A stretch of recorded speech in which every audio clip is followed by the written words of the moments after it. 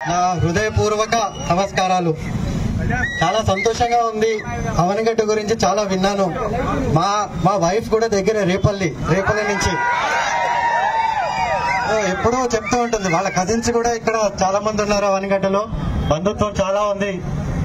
So ఈరోజు బుద్ధప్రసాద్ గారి గురించి పెద్దగా నేను చెప్పేది ఏమి లేదు. మీ అందరికీ కూడా తెలుసు. 56 ఏళ్ల నుంచి ప్రజాసేవలో ఉన్నారు. వారి కుటుంబం ఎంతో మంచి మనసు కలిగిన వ్యక్తి. మా ఫ్యామిలీకి కూడా చాలా క్లోజ్. సో చాలా సంతోషంగా ఉంది. ఆయనని మీరు దగ్గరుండి గెలిపించుకోవాలని నేను ప్రార్థిస్తున్నాను.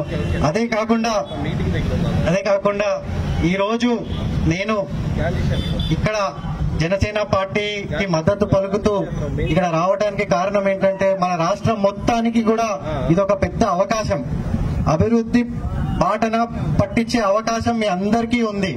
మీరు దయచేసి ఆలోచన చేసి మంచి క్లీన్ గవర్నమెంట్ ఎవరు ఇవ్వగలరు? ఏ నాయకుడికి విజన్ ఉంది? పవన్ అన్న విజన్ ఏంటి? పవన్ అన్న విజన్ ఏంటో 3 గంటల్లో నేను తెలుసుకున్నాను. ఆయనకి చాలా ఫ్యూచర్ పైన చాలా విజన్ ఉంది. మన స్టేట్ ని 10 ఏళ్లలో ఎట్లా చూడాలని, మన యూత్ ఏం కావాలి. మనకి 50% population youth below the age of 40. So వాళ్ళకి ఏంటి ఉపాధి అవకాశాలు ఏంటి, మన రాష్ట్రం ఎక్కడికి వెళ్తుంది, అన్నిటిపైన ఆలోచన ఆయనకి ఉంది. దానికి ఒక విజన్ ఉంది. సో దానికి మద్దతుగా అలయన్స్ ఇప్పుడు వచ్చిన పార్టీలు, అదే కాకుండా సెంటర్ లో బీజేపీ, వాళ్ళ వల్ల మనకి ఎన్నో అభివృద్ధి ప్రాజెక్ట్స్ వస్తాయి. పథకాలు ఇంపార్టెంటే, కాదనట్లేదు. ప్రతి కుటుంబానికి అవసరము, ప్రతి పేద కుటుంబానికి కాకపోతే వాళ్ళు వచ్చే జనరేషన్ కి, వచ్చే తరాలకి ఏది అవసరము, అభివృద్ధి అవసరము. వాళ్ళు కలలు కనాలా వద్దా? ప్రతి ఒక్కళ్ళు కలలు కనాలి. జీవితంలో పైకి వెళ్లే కళ ప్రతి ఒక్కరికి ఉండాలి. ఇప్పుడు మా నాన్న కళ కనకపోతే నేను ఎప్పుడు క్రికెటర్ అయ్యేవాడిని కాదు. మా కొడుకు అవ్వాలని ఆయన ఎంతో కృషి చేసి ఆయన జీవితాంతం నా కోసం త్యాగం చేశాడు. అదే కాకుండా మనందరం కూడా మన రాష్ట్రం కోసం మనం ఏం చేయగలం, ప్రజల కోసం ఏం చేయగలం, ప్రజాసేవ కోసమనే నేను 7 నెలలు మొత్తం రాష్ట్ర వ్యాప్తంగా తిరిగాను. దాని తర్వాత నాకు అర్థమైంది ఒక విషయము. ఆ పార్టీలో, వైఎస్ఆర్సీపీ పార్టీలో ఉంటే ప్రజాసేవ చేయలేము. మనకి బానిసత్వం తప్ప ఏమీ మిగలదు.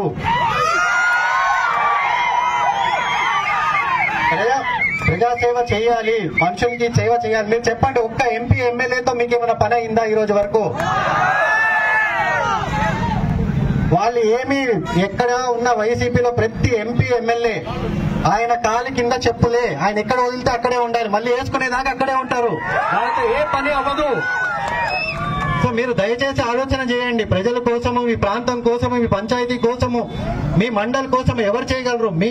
మీ యువత కోసము, వచ్చే జనరేషన్ కోసము, ఒక్క నియోజకవర్గం కోసము, అదే కాకుండా మొత్తం మన రాష్ట్రం కోసము. దేశంలోనే మన రాష్ట్రము ఎన్నో ఏళ్లుగా 50-60 సంవత్సరాల నుంచి, స్పెషల్లీ మన కోస్తా ప్రాంతము అన్ని విధాలుగా ముందున్న ప్రాంతాన్ని వెనుకబడేశాడు, భయంకరంగా వెనుకబడేశాడు. ఒక్క ప్రాజెక్ట్ లేదు ఇక్కడ.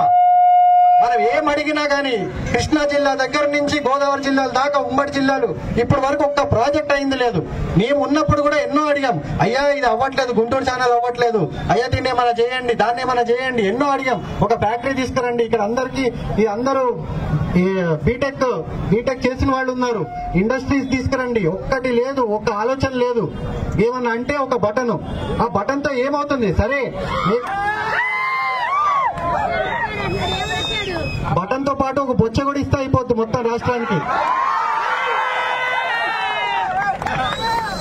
నేను ఒకటి మీ అందరినీ కోరుకుంటుంది, దయచేసి మీరు ఫ్యూచర్ గురించి ఆలోచన చేయండి. పథకాలు ఉంటాయి, దాంతో పాటు అభివృద్ధి కూడా ఉంటుంది. అదే కాకుండా మన ప్రాంతము, దేశంలోనే మన రాష్ట్రము నంబర్ 1 రాష్ట్రంగా చూడాలని నా కోరిక. ప్రతి యూత్ కూడా అదే కోరిక ఉండాలి. అన్ని రాష్ట్రాలు వేరే డైరెక్షన్ లో వెళ్తుంటే మనం ఇంకో వైపు వెనక్కిపోతున్నాము. అన్ని విధాలుగా వెనక్కిపోతున్నాం. మెల్లగా చూస్తే బర్మాలో కలపాల్సి వస్తుంది మనల్ని. దయచేసి అర్థం చేసుకోండి. నేను ఎందుకు చెప్తున్నానో అర్థం చేసుకోండి. నేను 7 నెలలు తిరిగి ఉన్నాను. నాకు తెలుసు అక్కడ ఏం పని చేయలేము, వాళ్ళతో ఏం పని కాదు. మీరు ఏ ఎమ్మెల్యేని ఎన్నుకున్నా, ఏ ఎంపీని ఎన్నుకున్నా వాళ్ళకి ఏ పని చేసే కెపాసిటీ లేదు, వాళ్ళకి ఏ పని చేసే పవర్ లేదు. సో ఈ రోజు ఇంకొకటి, జనసేన పార్టీ అనేది ప్రతి కులాన్ని, మతాన్ని ఒకటేలాగా చూసి అందరికీ ఈక్వల్ ఆపర్చునిటీ ఇచ్చి సామాజికంగా, రాజకీయంగా అందరినీ ముందుకు తీసుకుని వెళ్లే ఏకైక పార్టీ జనసేన పార్టీ. ఆ జెండా కింద ఆయన ఆయన విజన్ మొత్తం రాష్ట్రానికి కులాలు మతాలు భేదాలు మన ఇళ్ళ కొట్టిన రోజు మనం ముందుకెళ్తాము. ప్రతి ఒక్కరము జన సైనికుడు అంటే మనం అరవటం కాదు, కేకలు పెట్టడం కాదు, ఒకరిని కొట్టడం కాదు.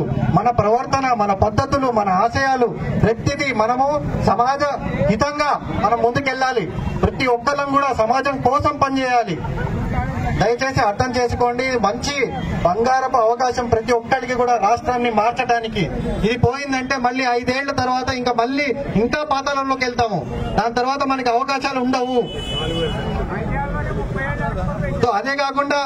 అదే కాకుండా ఇప్పుడు ఇచ్చిన మేనిఫెస్టోలో కూడా 4,000 రూపాయల పెన్షన్ చేయటము, ఈ 2 నెలలు కూడా పేదవాళ్ళందరికీ ఆదుకుంటామని కూడా ప్రామిస్ చేయడం జరిగింది.